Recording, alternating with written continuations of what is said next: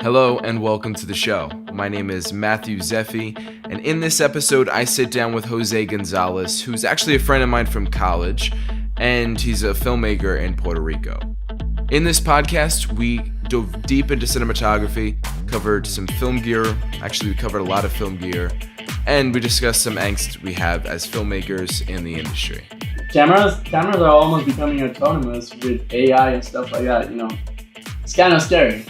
iPhones are getting so much better, which is really good that you could just do that, but like you said, kind of just oversaturates. And I feel like quality over quantity has become completely the opposite now. Mm-hmm. Thank you so much for tuning in. Really great show ahead. This is River People, a podcast for doers.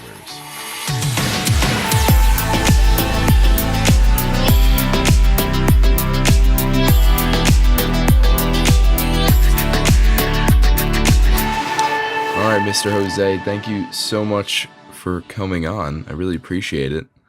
I guess we should start off by, just introducing yourself and tell me, or tell, I guess, everyone else, because I kind of know a bit about what you're doing. Just if you could introduce yourself and, break it down what you've been up to. All right. Yeah. Well, my name is Jose Gonzalez. Like you, I went to Full Sail, and that's right. Well, my field is actually more like camera department and grip kind of stuff. After I graduated, I was thinking about going to Georgia for more like film stuff, but I decided to move to Puerto Rico because I heard after the hurricane, everything started blooming here, everything started big productions and stuff.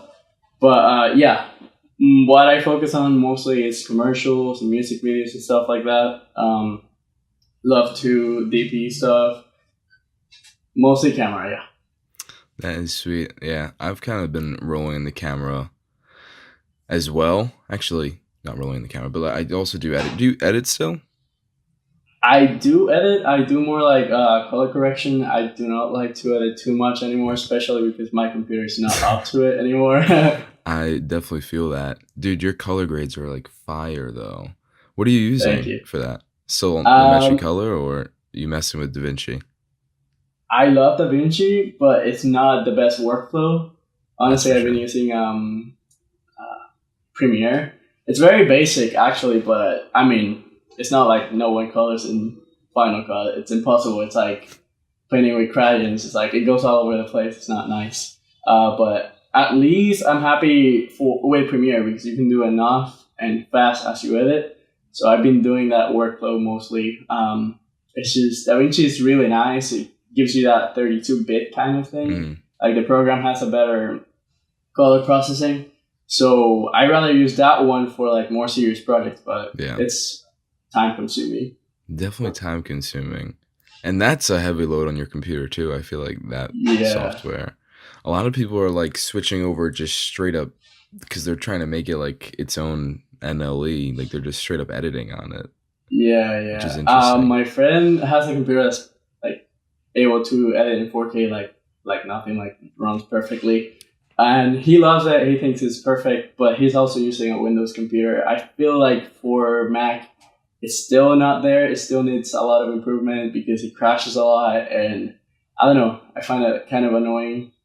So I'm not there yet. I'm not satisfied with how it works. Yeah, I feel there's so much software right now that is pretty trash on Mac. Adobe is just not optimized for Macintosh, and I don't know. I mean, I cannot complain because it's free. DaVinci's free, so I can. Oh yeah, that's honestly, I don't know how they do that. The light version is basically everything. It's really insane. Besides that, the grain they have on their normal, the full software is really good. I don't know. I personally like that film look on my videos, not so much digital kind of thing. Kind of more. I don't know, on the movie type color correction where you change more of the colors. You shoot in a log that's very flat. That's what I like usually. I don't like doing very neutral, normal colors. But I mean, that's why it takes me forever to edit my videos. Yeah, no, I'm personally very slow editor myself, but I definitely need to, I guess, push my color grading skills a bit more because I'm not that well versed in color correction. Definitely need to work on it a bit more. But I like personally like I was talking to Jarius about this on the last podcast.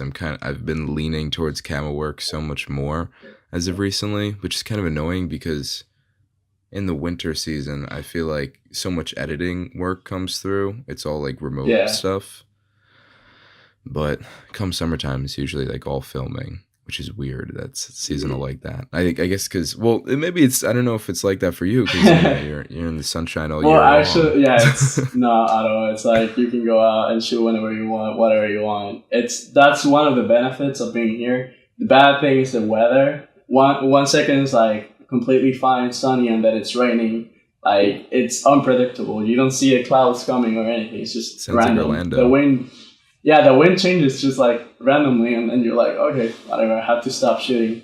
And then often what I do is like I go shoot. If that happens, go home. Next day, try to pretend it's like the same day for the video. But yeah, that's my only option lately because like it's been raining a lot. But yeah, hopefully it gets better. Yeah. Meanwhile, here I actually yesterday was gonna go out and film with some friends for a video. I stepped outside and I was like, nope, rain check. We're not going because it's so cold. I don't want to like torture myself in the piercing cold sometimes because it's like, Yeah. then you don't get the shots you really want. Like there's so many times, or there was many times in Times Square where it's always so much colder in New York City, like in the Yeah. actual city in between the buildings and everything. So I like, you don't get as many shots as you want, or like the shots that you do want because you're kind of like rushing everything because it's so Yeah. freezing. But I mean, one thing that you have like on your favor, I guess, is the sky is not as bright as in here. Like a lot of people think it'll be like, oh, perfect, the sky is blue, it's easy. But you have to put like very intense ND filters on your camera so you can get the sky to be blue. And like, if you fly a drone here, I would absolutely recommend like bring your NDs because it's impossible to record anything that looks nice without NDs. I'm actually using a ND32 on my Mavic. That's a lot. that is. But that's the only way to get like the lowest. Like I have it on ISO like I think 100, and I keep it there with that ND, and it's perfect. It's balanced. I'm like, okay, I'm just trying to get the best resolution and not so much grain or noise in the image. So I try to do that. But definitely, like I bought a ND16. I was like, okay, this should be enough. Like that's a lot. Yeah. But then I was like, all right, I have to go to 32 to get the sky to be blue. That's hysterical. You have the Mavic Air Pro? The Mavic Pro, yeah. Have you used the Air? I haven't used the Air. I've seen it, but it seems pretty nice for like the price of how it is. When it first came out, I was like, holy crap, that's like, the price is super cheap for the specs that it delivers on. And honestly, I feel like I was surprised on how much it delivered. Like even real footage is really great out of it. I currently use it. I've used the Mavic Pro for like all my Alaska footage. I like both of them because they're so tiny. And they're kind of inexpensive at this point, but I love that DJI. Like I bought it like recently, not too long ago, and my only complaint will be like quality control because like it was brand new and it broke like within like I don't know like 3 months, and it was something with the sensor. Like apparently, like I was reading online, a lot of them come faulty from factory, and like the fix was like to turn it sideways so the gimbal wouldn't touch the top or something like that. And like it was very annoying because I tried to contact them through customer service, and it was awful. It was like they didn't know what was going on. They were like, "Oh, you have to send it in. It's gonna be like $400." I'm like, "All right, I'm already paying like $100 to ship it, $400 to fix it." But then I found someone that would do it locally for like $200, and I was like, "All right, I'm doing that. It's not worth it." Because you don't get any guarantee that they're gonna send it back to you or anything, so it's kind of sketchy. Yeah, so, they're way too fragile. as a whole. Yeah. When I got one, it was like, I'm pretty sure the gimbals especially are insanely fragile on those things. Yes. There was like a I get burn mark on a new one that I got. I was like, yeah. what? Like, I'm afraid obviously put the ND because you have to like push it very hard and then you feel like the gimbal is gonna like mess up somehow. I hate doing that. And like one of the problems is like a tape that goes on the outside. They fixed it actually on the Mavic Pro 2. Now it has like two what would I say, like two legs coming out that hold the camera instead of one. But the one I have has like this tape coming out, and if that bends, basically prevents it from moving like freely. Gosh. And that was one of the issues. On top of like the board was messed up for some reason, and it just kept like bouncing. The camera wouldn't stop moving and trying to calibrate. But I'm pretty sure the new ones they fix it because it seems more stable by the way they're attached. So yeah, I guess that's a good thing. And of course, the Hasselblad one looks amazing. Don't get me started. Yeah. But I do like how the Mavic Air has like it's like kind of hooded around the camera. Yeah. So that's kind of nice. But I think I crashed it one time in the snow, and it took like a man. It was a real beast on it. Yeah. Have you ever rented any like drones or anything? Drones, no. We've rented like some gear, lights, and stuff like that, but we usually stick to the cameras we have. We can get really good quality from them. So especially when you have a recorder, like getting 4K out of a Sony, it's pretty flexible, and the S-Log holds a lot more on 4K. Kind of like, it's not really 10-bit. I think David Dugdale made a video comparing like how it works, and the 10-bit with the Panasonic GH5, I think. And it's not really 10-bit, but it holds way more than normal. Like, there's no banding on the sky and stuff like that. So you're able to color correct a lot better. So do you think that's like the secret sauce? Like, well, it depends. I've seen people do it very differently. Like, go with exposition is the main thing with Sony. Like, once you nail that down, you can do anything with it. You can get really good footage from an A7S, honestly. Like, match it up to big cameras, and you wouldn't even notice if it's properly color corrected. So I even had like this footage from my Mavic Pro, and this guy who does CGI managed to make it look like 10,000 times better. Like, I was so surprised how he brought the colors out, and like he's really good with DaVinci. So, and he did it all with the free version. So I was like, all right, I feel like from color correction you can get so much better image from cameras. It's worth learning it, especially if you could do like CGI work. Yes, definitely. Like, being able, like, one of my favorite features from DaVinci is being able to track so nicely, like all those points they have and how they do it. Like, it's perfectly for like mapping out skin tones and stuff like that, especially green colors, because cameras are very sensitive to that color. Having so much greenery here doesn't help. So, like, kind of my trick for when I have like a very green landscape, right, it's a very weird magenta color. So I actually select the color and then just go with the color wheel, try to fix it. Usually go towards magenta to cancel out like that weird noise you get from the sensor. Usually works. So yeah. But I've been doing that a lot, trying to select specific colors and separating it from the rest of the image. Where would you say you learned like the bulk of your color correction work? Trial and error? Actually, it's studying Hollywood films. Watching the movies, but it's very hard because at the time when I started with that was like 2013. It was very hard because all I had was Final Cut Pro. That's not amazing, and also like there wasn't a lot of tutorials online I could look up. Still, you go online, try to find color correction. You don't find anything, barely any useful stuff. But over the time, I guess, like watching YouTube videos, people like trying to explain how they do their workflow and stuff. Like it's all about like stopping it at the right moment when they show the timeline. Be like, okay, let me see the settings, and you're like, all right. But like that's basically how I learned. But mostly trial and error. Just always try to. The main thing I did to learn this was properly exposing. Go out, go with your camera, like learn how your camera works and how it exposes, and then from there you're gonna be fine, because like the key to any properly color corrected footage is good footage properly exposed. That's it. There's no much to it. Like, I mean, there's people that can do a lot more thanks to their knowledge on like CGI and stuff like that. But honestly, anyone can do it. Yeah. Your recorder there, the monitor, that what kind of, it has like the one I have, super cheap. It's not a recorder, but it is a monitor. This is the Feelworld F7, I think it is. I did a review on it.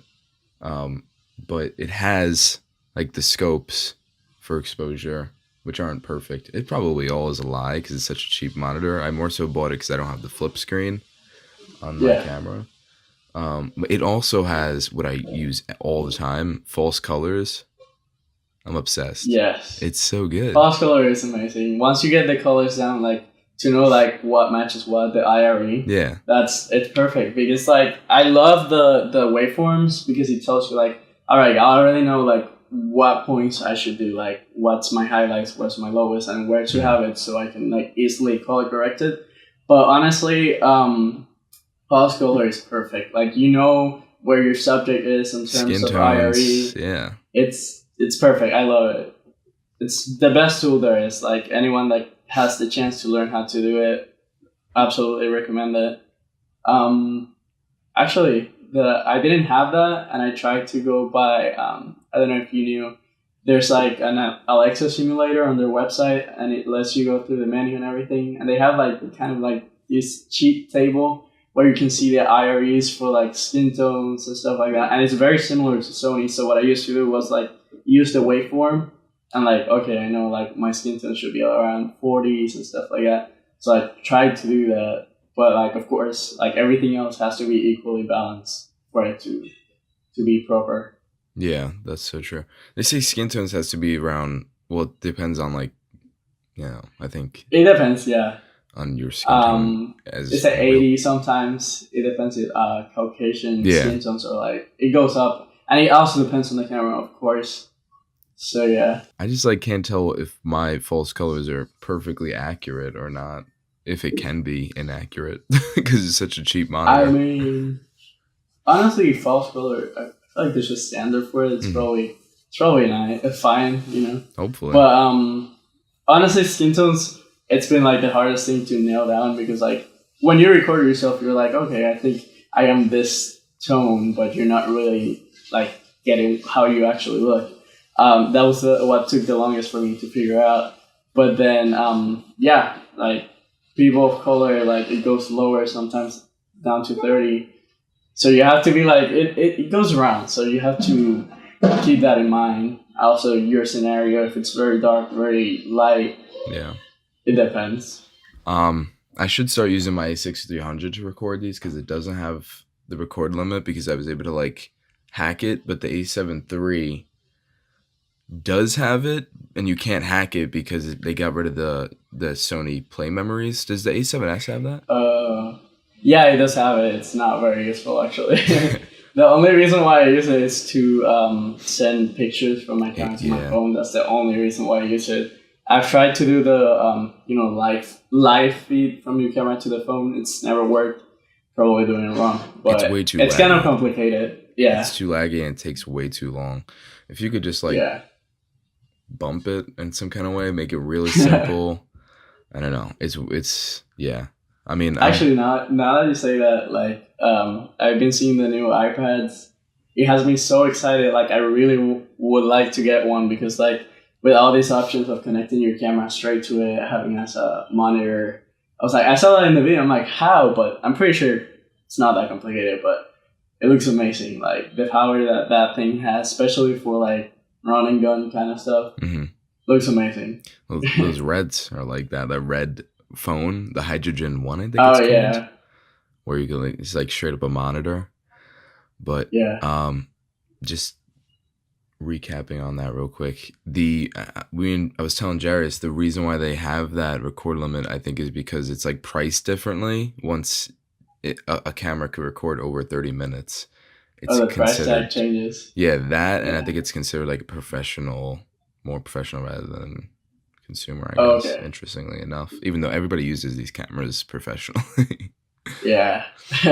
um, but the A6300, have you used the A6300 at all? I feel like it's. Do you think the A7S is better? It's full frame, so it's got to be better. Well, it depends if you're like into full frame or not. I will say like honestly, I love the colors that come out of it. Some people say like there's not a lot of difference, but when I go into color correction, I can really tell a lot. It's like the noise is different, of course, the sensor is different, but like honestly, I love how like a 35 is so clean. Like you get that crisp image, and when you get 4K, it's like super nice. So if you want to go in and have a crop like APS-C, you can do that too. So I'd rather have that extra space just if I need it. That's what I like about it. But I normally just have it like wide open. I never try to crop it. That's better. It feels like an actual film camera, you know, like that's how they are. So most of them. They changed a lot though with the new A6400. Apparently has different color science, more similar to the Yes. A7 III actually. So yeah, I don't know if I heard about the AI autofocus thing where it follows people's recognize eyes. face. Yeah, it's awesome. I was like, that's crazy. Honestly, that's amazing. That would be amazing for someone that's alone, like probably doing a wedding or stuff like that. That's amazing. I think that's the biggest thing. Like, it's much easier to do like one man crew kind of things with these kind of cameras. Yeah. And I actually just yesterday I was doing a review of a slider, the Rhino slider, like motion and arc one. Oh, I got it. So I use that for interviews as of recently. Yeah. And it's nice because you could like it's so autonomous. You need another person to. Honestly, that for music videos is like it's beautiful. It's like so easy to set up. I mean, I'm not saying a slider or a dolly is like something that's not time consuming because I'd be lying. It's absolutely like super time consuming. So you have to be mindful on set when you're doing that. But like, I think it's amazing having that for music videos. Like, just go back and forth. You don't have to have like the timing on the movement perfectly. So I absolutely love it. Manual slider versus motorized. What do you think? Honestly, I think both. There's no, I will never discard one over the other because it depends on the definitely type of, cheaper. Oh yeah, of course, yeah. I mean, there's another brand I was checking into. I forgot the name. Edelkrone? But, actually I forgot. But like, that one. It was a really, really good brand. The SERP, I think it's called. The what? A SERP. The SERP system. It's like it comes with the motor and everything attached. It's like one piece, and then you put it on the slider, and I think that's what moves the whole thing. But the slider itself, it's like not motorized. Doesn't have any like belts or anything. I think. I saw that one, and I was considering it, but the price tag went up too high with the motor. So I was like, all right, I think I'll go with the Rhino because it comes with a motor and it comes with like a nice rail. So I got the same alloy one. I got the 42-inch. You have the massive one. I got the 24-inch. I'm an idiot. Wait, so is that manual? It can be manual, actually. You can like just detach the motor and just move it. And actually, I got it on a deal where it came with a flywheel. And that was like, for me, I was like, all right, if I can both, I'd rather have both, you know. Yeah. You never know when you're going to have a movement where you have to like do it more manually than motorized. Following a subject, for example. Subject changes speed. So that's the case I will use it for. But honestly, like, it's been worth it, honestly. It's amazing having something motorized. How much was that, Ryan, the massive thing? I don't even remember, but it was in the thousands. It was expensive. Yeah, I imagine. Those things are... It was like probably the biggest investment I've made besides my camera. Do you mess with any gimbals? Or stabilizers? I don't even know. I wasn't a fan of them. I was like, late getting into them, I guess. But my friend got one, and it burned the same day he used it. So I guess it was a software problem, and then I was like skeptical about them. Really? But the one I've been looking into is the Ronin M. I will get more like that. It's more stable. I like how it works. You can get it by the top, and I don't know. I think it's better. Forever. Yeah. The new Actually, one. the price is not too bad compared to the ones you hold. So I'd rather go with that one. I can attach my monitor to the top. I don't know. I swear by the Zhiyun crane. I like it a lot. Oh, I've heard good things about that one. And I built it out where I have like the dual handle grip, and I can put my monitor and whatever else I need on there. So I kind of like, and I mean, at that point, it kind of looks like a Ronin. But I used it religiously, not as much anymore, for good reasons. Like when I first got it, I was like, friggin' everything, things that didn't need to be like stable. Like there's certain shots where you want it to be handheld, and I would be using a stabilizer for it. Yeah, I guess I was trying to stay more within that, like, you know, having like, the more natural motion from the camera and all that stuff. Especially now, like I got my camera so heavy where like basically you don't see the movement too much. So I guess like I like that, but honestly I noticed like going out to events and stuff, and you can do like a nice movement. I don't have slow motion, so I don't get away with like making it look smooth. So I have to be very stable or use a tripod. It's impossible for me to take my slider anywhere. Honestly, I'm like, no, I'm not doing that. I refuse. It's 42 inches. It's impossible to walk with that. It's hard to set up, is it not? Or it takes a bit of time. Yeah. So yeah, honestly, I think it's useful, and I think should be on the list of someone that's like low budget, live events kind of thing. Like, I think it will be worth it for like weddings. Absolutely. I see it at like every wedding. Exactly. So they're using it a lot of the news too now. Phone. Like, I don't know if you see it. Which one? Like they're using it in the news. I see it like at a lot of events. There's always like a camera person holding one up in the air. It's kind of interesting. Oh, interesting. I actually haven't seen that. I've seen like, that. I don't know if the news there are different than here, but people have like ginormous cameras, so I don't know. Oh yeah, the bulk of the news is that. But like at certain events, sometimes you'll just see some guy in the back holding up a gimbal. Oh. I imagine, but do you mean like it's ginormous, or is it like... No, even small one. I mean like maybe slightly bigger, but I see my concerts everywhere too. Yeah, concerts everywhere, yeah. Have you used a glide cam? Steadicam? Glide cam? Oh my god, I wish. Honestly, that's like the holy grail of like movies, everything. Like, I absolutely love it, but no, I never use it. I had one when we were in college back in the day. But I was so bad at using it. Once I sold it though. I bought it on Craigslist for $100 and sold it for like $300 or $400 while we were at full sale. But yeah, I know, like, I think they're really good. Especially, like, I guess I haven't been doing a lot of short films or stuff, but absolutely for stuff like that, like, that's the way to go. There's have you seen the sliders that it's like a small slider, but when you put it on a tripod, it like doubles in length because it like goes back and forth?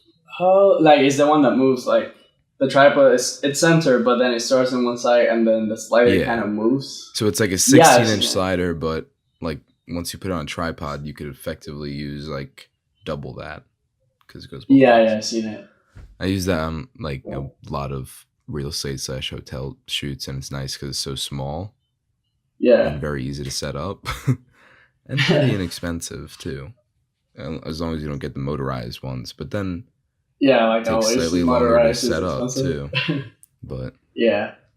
I've seen this other one that I actually have it. Let me see if I can find it. But basically it was one slider where you attach the piece that comes on top. I don't know if it's a motor or not, but basically you do the motion with your hands however you want it to be, and then the motor replicates everything with track points. So it's like if you have a product and you want it to be like exactly in the same position, you just like put one in front, make that shot, then put like two more on the back and have like a perspective shot where it kind of appears. Like I was like, wow, that's amazing, because like that's the hard part when you're alone, like doing the movement like exactly the same. So let me see if I can find it. Does yours have the arc on it? Just out of curiosity, or the panning function? The arc is the one that moves 360 sideways. Yeah. Oh no, I didn't get that one. It was too expensive. I was like, no, I can't do that. It's like $400, I think, for something that just spins in circles. Yeah. Honestly, I was like, I would get that if I was doing time lapses. Yeah, that's good. But honestly, I can also move the camera as it moves. Yeah, while the motor moves. I try not to do it too much. It scares me that I'm gonna ruin the motor or something. But try to do it slightly where I like lose the head of the, not the gimbal, the tripod, and try to make it like loose enough so when it moves, it just hits my hand and moves smoothly. I found the one. I think it's called Slider Plus and Head Plus. It's like, it's amazing because my bad. Oh, you know what? I saw that on Film Riot once. That's sick. It's amazing because it follows whatever you do, whatever motion you do. You see, like I absolutely think that's useful for commercials. Like, seen a lot of this behind the scenes where they have like this tracking devices that basically just like repeat the motion, and then they have the slow motion of the product going around. It looks amazing. Those are so sick. Those like robot arms, something like a glam bot they have on the red carpet, all that.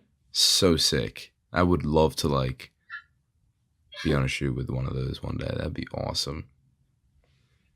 By the way, I'm actually surprised because like I checked on my monitor. I stopped it briefly because I was like afraid it was gonna stop soon.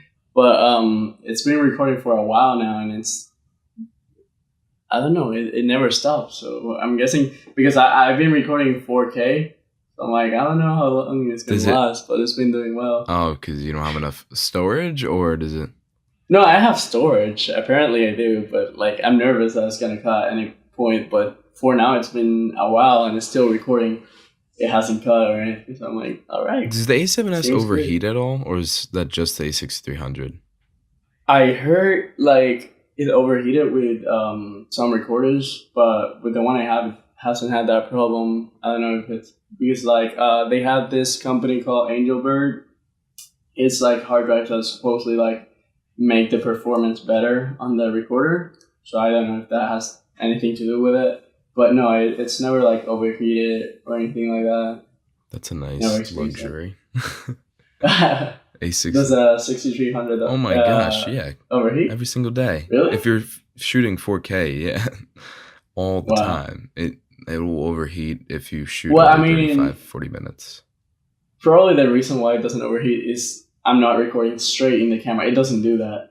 Yeah. To record 4K, it has to be like straight to the monitor. It doesn't do anything internally. The 6300 actually records both on the camera and the monitor, which is amazing because you don't lose that footage if something happens to your hard drive. So, yeah, that's the benefit of it. Yeah, once you should. Well, I'm saying like the A7 III though never overheats. I think like one time it just showed the overheating thing. Yeah. Which was scary, but it really does overheat. Actually, I don't. Do you think is it worth it? Like A7 III? Yeah. I think I wouldn't say anything right now because the A7S III is rumored to be coming out soon. Yeah. I don't know. I think it's worth it though. But like for now, I think it's worth it. Yeah. I don't know. You know what camera I've been looking at? I'm like, oh my god, that camera's amazing. The Red Epic. Well, I mean, of course, like, but I guess for vlogging type kind of stuff, I've been in love with the Sony A9. That camera, I feel like I wouldn't say it's underrated because it's not. It's only because of the price that no one has it. It's very expensive. But that camera has like amazing color science. By the time A7S came out, it had like so many features that any other cameras didn't have. Like, it's such clean image in low light. Like, I don't know why I didn't hear more about this camera back then, but I feel like it goes into the category of like the C100 of Canon Mm-hmm. in terms of capabilities and getting that cinematic look. But honestly, like, I'm surprised with that camera. I haven't heard much of it, but I mean, I guess the price. What are the specs on that? I feel like I don't know enough about that, honestly. I don't know if it records 4K actually. Well, it should for the price. But, how much is it? Let me see. Let me see how much it is right now because $4,000 just the body alone. My gosh, I didn't even know that. Yeah. Wow. I think it was way more back then. Yeah, it was $5,000. It's 24 megapixels, but it's a CMOS sensor. The image processor is amazing. I think the autofocus is great too. But in terms of, let me see, I don't know if it records. Yeah, internal 4K video recording. I would hope so. Like you were saying. Yeah, but it goes up to 204,000 ISO. Who it's pretty needs high. That? I mean, at that point, it's pretty much nice. Unusable. Yeah. But this camera is amazing. Honestly, if I had the opportunity to have this one, I feel like I wouldn't change cameras in probably like years. I don't know, like probably 15 years. 15 years. Honestly, like, I'm very impressed that you haven't switched from the A7S. Very. I don't know. Like, I don't feel like it's so much about the camera. I agree. Like, of course, 100%. if you have like a T3i, of course, like upgrade, definitely. Like, don't stay there. But like, if you have a camera that's like good enough, but with lighting and production, you can make it like really good, I will stay there for a long time. Also, like, I feel like I haven't got out the money out of this camera yet. So like, I believe that you shouldn't change cameras until you make a profit out of it. Mm-hmm. It's like kind of like 100%. You know, but I say the same thing about lenses, honestly. Yeah, I haven't bought a lens since I bought my A7S, which is, I think it was 2014, 2015. So what do you do, rent that? No, I just have a Tamron 28 You only to 75. use that one. And just use that one. God, And I bought one tiny lens that was like $80, but it's amazing because it's like super sharp, looks really good. And I think that's the only two lenses I have for the Sony. The other one I wouldn't even count it because I barely use it. I use it for like risky photography where like you're in a dangerous situation where you're at the beach and you might like water might drip over it. That's fine, I don't care. I mean, the camera's supposed to be weatherproof, so hopefully like resist that, but yeah, never had any bad experiences with it. I have. Yeah. As far as, did you hear about that? I think the one that you dropped it in the lake. I didn't drop it. I fell myself, but yeah, exactly. Damn. I also got it really muddy in like an ice cave once. So all these things, I was like, it's really weatherproof, and it didn't work that night. Yeah. When I turned on the camera, it was not working. There was water inside the body, so it was like, it's probably just a humidity, but then yeah, it came back to life, I guess. Thankfully. That's amazing, honestly. But I never had any bad experiences. I had an insurance on it because I was like so scared. It was such an expensive camera when it came out. I was like, all right, yeah, I'm just gonna try to take care of it forever, never take it out of the case or anything. But like, I learned that eventually you have to like get out of your comfort zone, otherwise you're not gonna get good shots. Yeah. Or well, it's always like honestly, that when you first get something, like baby it, you know. Yeah, I suffer every time I take it out. I'm like, I hate taking the camera out. Like, oh my gosh. Still? Yeah, honestly. Still, yes. Wow. So this day. I think that's the perfect, like all that though, like you were saying before, is a perfect testament to just knowing your camera, knowing the exposure really well. Because I think your footage looks really insane for like, thank you. You know, I think your color grading skills is probably the bulk of it, and obviously the cinematography too. But like for A7S, like. But like honestly, it took a lot of time to get used to it, and learning the camera was honestly very time consuming. Like the exposure in this camera is completely different from Canon, and that's the camera I came from. So like Canon's like, okay, you have the bracket exactly in the middle, fine. And you don't have that many tools like here. But here is like A7S, ignore the bracket completely, just overexposed by it. Go by the waveform, but I guess you don't have a waveform on the A7S. So my closest that I've got to proper exposure was the Zebras, trying to go like by the 100, like go up to 100. Once I see the Zebras up here, like go down, and then you have it. Like your skin tones are gonna be fine, probably. Like if you have a light meter, way easier. But with the camera alone, it's completely possible. For the skin tones, I would go down to 70 IRE on the Zebras, exposed for that, and then from there, like I tweak the key light. Yeah, sometimes I feel like no matter how much I get the waveforms and everything in place, like for YouTube videos in particular, like it's just not what I'm looking for entirely. Well, the exposure is perfect, but sometimes I try and like color correct while filming, which like you kind of shouldn't do. You know what I mean? Like trying to get like the final result out of camera. Yeah. But that's what I love about having a monitor too. Like you can load the LUTs, into your monitor, and you're like, all right, I know with this exposure I'll get this. But it's kind of tricky because in one image you're seeing like your log, and then you're seeing your final image, and then your exposure changes, of course. So I'm like still trying to learn that. Learn like, okay, this exposure is not the same. It's just telling me what's seeing on the screen. Exactly. But if you get like the log and you go to edit it, you have huge range to do whatever you want. So that's sweet. But I actually heard about the Sonys that the Cine 4, Cine 3 actually have a really good range for color correction, and it gives you very little noise.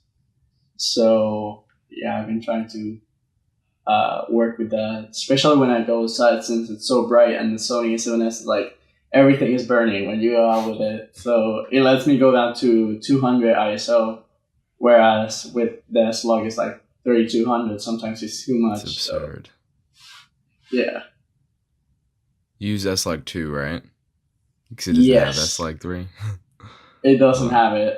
Actually, my friend had the 6300, and he was like, "Oh, like the S-Log 2 is not as good as the S-Log 3," which it depends on how you expose. But he was like so nervous. He was like, "Oh, you can't see anything here." Then he brought it into post, and he was like, "Oh my god, it's incredible! Like you can like get the sky back to blue. You can get everything back to normal."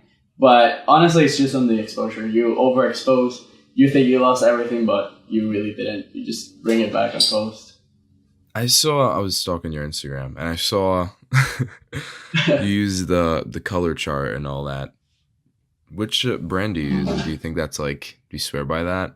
Do you use it in post as well? Like, is that how you kind of match everything up? It depends, honestly. I got this one right here. Let me find it right here real quick.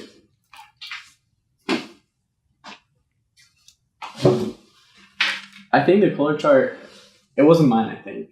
That one was like my friend's. I was using it because it was like, I don't remember what project it was, but I think it was something a little bit more high-end, but I don't normally use it. I was trying to go with the gray cards and try to keep this on me always, but sometimes it depends, honestly. Sometimes you just want to make something more orange, or you want to make, like for example, when you're shooting like daylight and you want to make your lights like super orange, you just tweak it. And honestly, it just depends. But if I want to go neutral for like a serious music video, usually just put this in front of the camera. And the Sonys have this option where you just like put the circle like right in the gray card, and it just You know what's annoying about that? I don't know if the A7S is like that. The A7 III is not, but the A6300, you have to like go to photo mode just to do that. It won't let you do it in movie mode. The A7S, I remember, it happened to Landon too with the 6300. You say when you go on the settings trying to do the white balance, it just drops you to that option to grab it from a gray card, right? You can't, not in movie mode. You could do it in photo mode. Actually, I think there is a way. Really? It took me forever to figure it out, I think my camera has a design button for white balance. I don't know if the A7 III has it. Like, I think it's to the right. It says white balance. I click on there, and then you go down to the end. And one of those profiles, I'm not sure which one, it allows you to like dial it yourself, and then change the tint. That's the one I use. I don't know if it's not in there or if they I think it is. But I know it took me forever to figure that out. Everyone's like, when Landon got his camera, he was like, no, I can't find it. And I was like, yeah, it's in there. But it's hard to find. I think I know what you're talking about now. Yeah. It's a little weird to find. Like, I don't know why they don't make it easier. You know, that's like a super important feature for video. So. Of course.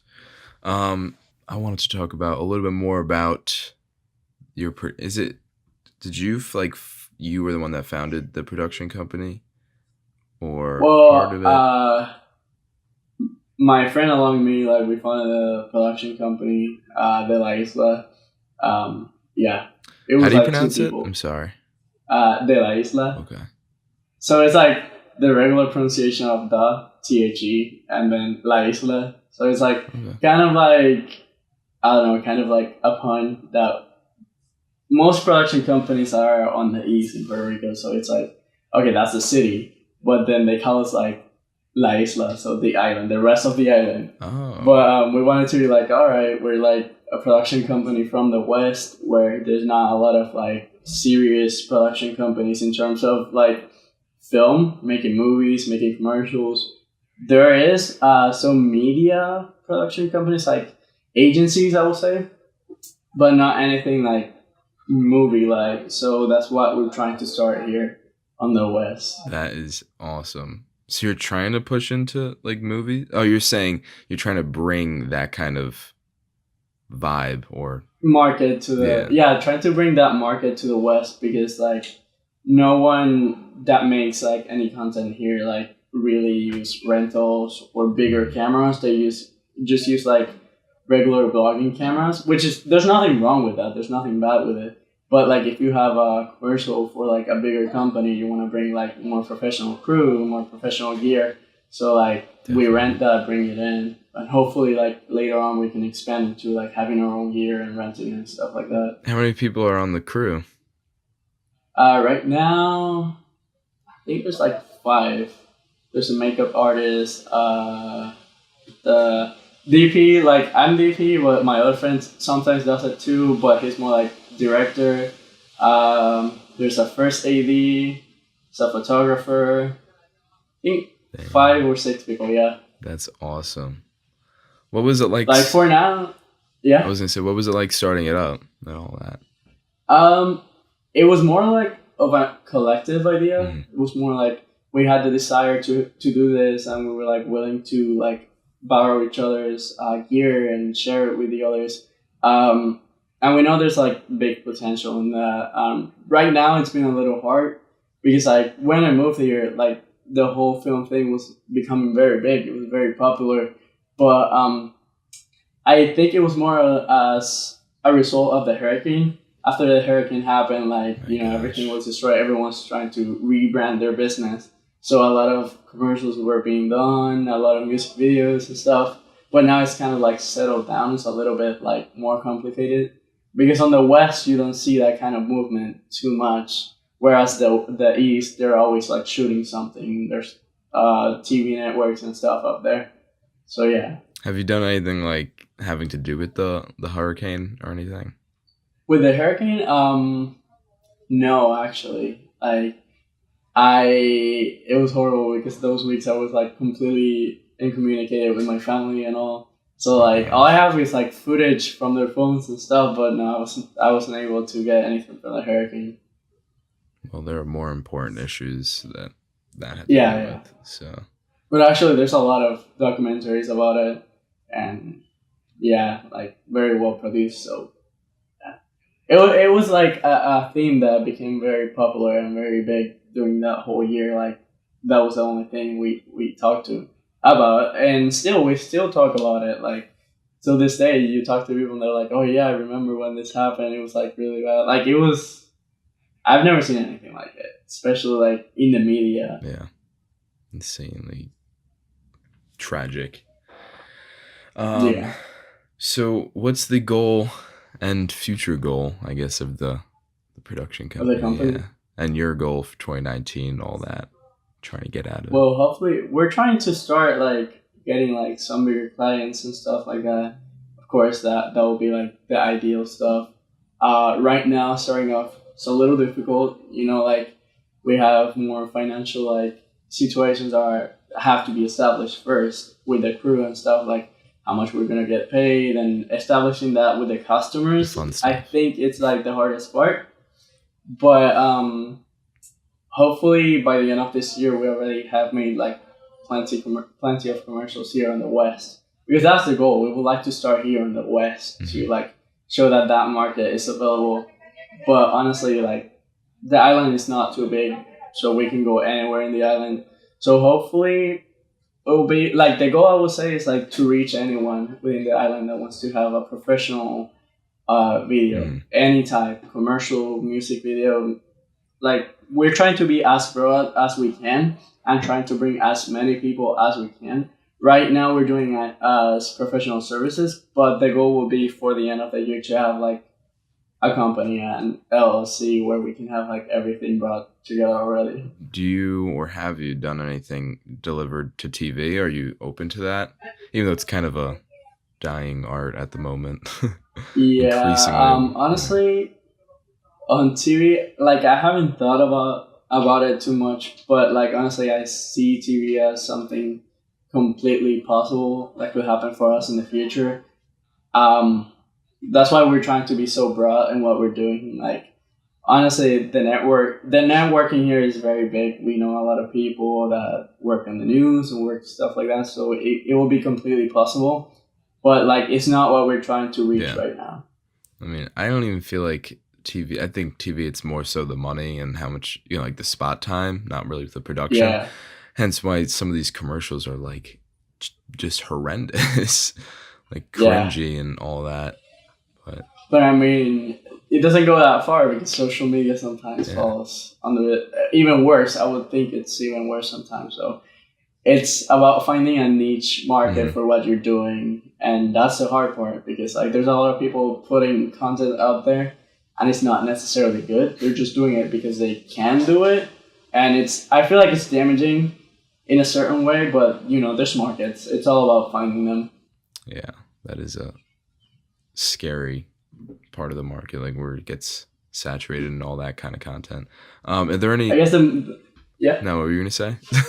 I was gonna say I think the most concerning part is like the film world becoming more like commercialized to people, like lower price on professional cameras and stuff like that, because that's not something you see in a lot of industries. Usually they stay within a price range, so like to keep professionals for something like that in the industry, having to rent, having to do all that stuff. But now it's like a revolution where it's like, yeah, man. Cameras are almost becoming autonomous with AI and stuff like that. It's kind of scary, but yeah, I don't want to talk about it. Honestly, it's like a little frustrating because we go to film school, spend there 2 years, and then now in 2 years, like a camera can do everything we had to learn 4 years. So it's kind of during scary. Our time there. I mean, that's such as I say that with like, not just the autonomous aspect, but really just the quality in general. Yes. I always say this. I mean, like iPhones are getting so much better, which is really good that you could just do that. But like you said, kind of just oversaturates. It's kind of a concerning topic for us professionals because like when you see it, like products are so easy to use at one point that your clients are going to start thinking like, okay, this is very easy to do. Go buy a camera. Exactly, and if the cameras have that technology, see the difference. Exactly.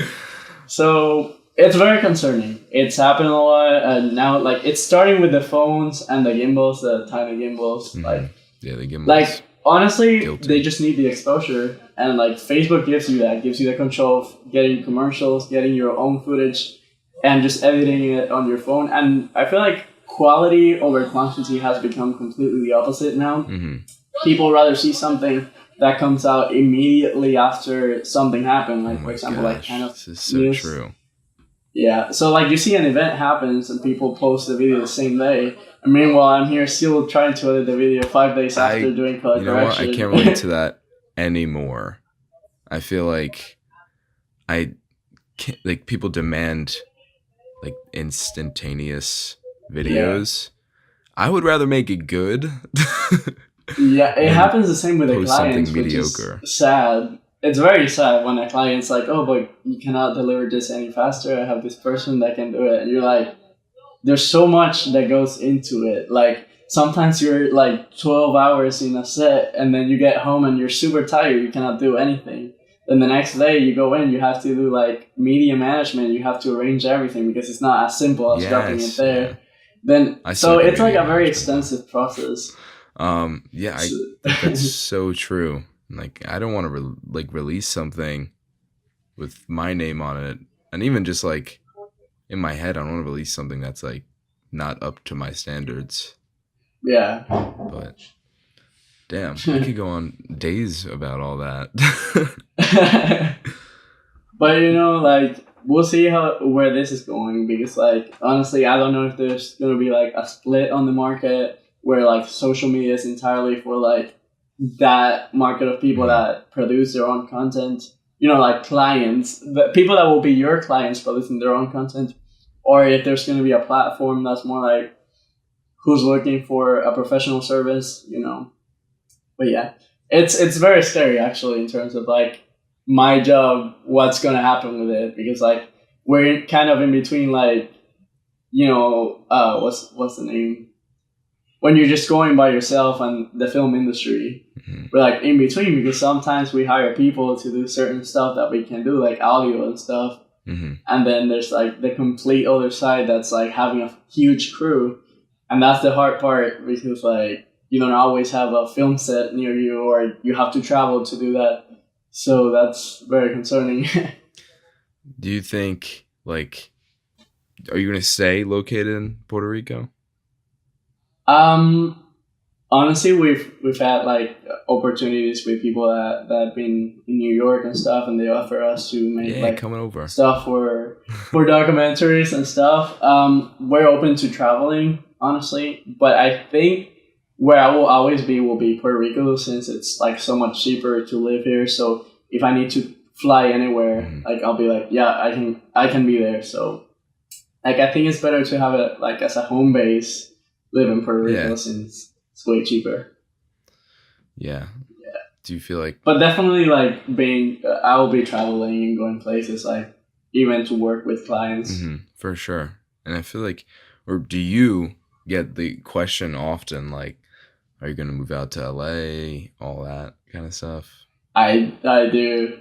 Honestly, I don't think LA sounds amazing, and it's amazing, of course, but I don't think it's my lifestyle, and it's too expensive too. Yes, sir. Well, New York is like expensive still.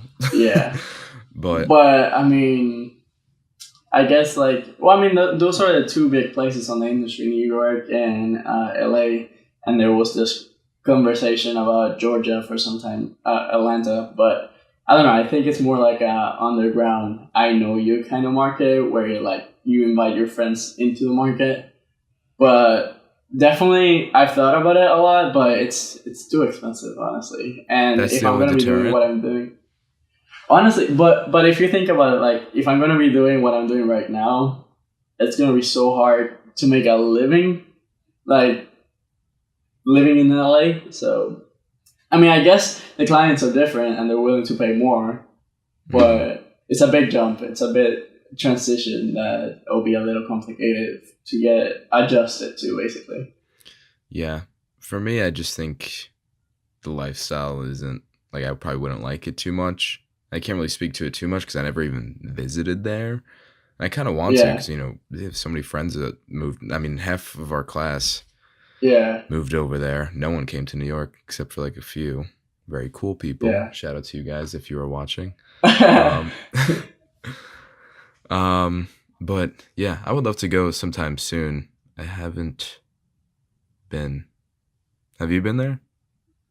No, I haven't, but I've definitely been thinking about going there for quite some time now. I don't know when. I'm not sure, but definitely want to go. It looks really nice. I'll tell you, the weather is 10 times better than here. Yes, absolutely. That's the only reason why New York hasn't been on my radar. Not a cold kind of person. I wouldn't survive the cold. Honestly, I would die. It's funny. I can't do that. Drive to New York City, you see these crazy grips out in the freezing cold, mounting these giant HMIs. Like, I would love to visit New York too. Like, yeah, the only place I've been to, it's been Georgia. It was really nice. The weather was really nice, but also it was like kind of after like the cold, so it wasn't too bad. Yeah. Cold, I mean like 48 degrees, which isn't too cold, I'm guessing. That's pretty comfortable, pretty warm for me. No, for me, pretty comfortable is 70. Yeah. Well, I find this whole past week in here actually was there was one day where it was like 50 degrees and everyone was like, had their tops down and like windows down, blasting music. It was a gorgeous day. No. Jumping in pools. I wouldn't do that. 50 for me is like already the freezing point. Like that's too cold. I think it like also, I don't know, it depends where you are and what time of year. Like sometimes it also depends on the real feel and all that. Yeah, crazy. All right, I'm gonna drop a quote of the day on the podcast listeners. This quote is Larry Page. Are you ready for it? All right. I'm just reading it out of this book. I have this book that I got. It's a productivity planner. I love this thing. It's so much fun. Kind of. The quote is, always deliver more than expected. And I feel like in film, actually, we always talked about in film school, like that, and also tell them 2 to 3 weeks and take 2 days. Yes. It's better to have more time on your hands. Exactly. Honestly, I couldn't agree more with that. Especially being a perfectionist, every time I go back in the video and notice something, have to go and fix everything, watch it 100 times. But yeah, definitely, that's the key to quality. And getting better. Yeah. All right, man. Thank you for coming on. Plug your social media. Where can the podcast listeners find you? Mostly, I haven't been like too much on social media by myself anymore. Production company as well. Yeah, that's the one we've been using it lately. It's De La Isla. Basically on everywhere. It's THE and De La Isla DE. Wait, then LA. I messed up that one. It's THE and then LAISLA. It's like that on every social media and Instagram, Facebook, and even the website. You type delaisla.com, it will come up, and all our social media is in there. We have a demo reel. We're going to be updating it soon. We're going to make the YouTube's already made, but we're going to be uploading soon. So yeah. What's the plan for the YouTube uploads? YouTube uploads is going to be more like activities that go around the island. More like, not vlogs, but like short videos, recaps of events. And short films. We have a short film coming up. So far, we don't have a name, but we're thinking about naming it The Letter. So it's probably coming up on YouTube soon. That one has CGI and all that stuff in it. It's an intense production, and we only shot it in 1 day. So yeah. Gosh. All right. Well, thank you so much for coming in. Not coming in, for thank coming you. on. Yeah. All right, man. All right, perfect. You know what I love about you? The fact that you made it all the way through the video. Welcome to the end of the podcast. I know, wipe the tears from your eyes. But guess what? There's a lot more where this came from. So hit that subscribe button, turn those notifications on, and get ready because we have a ton more coming in the very near future. Thank you, and take care.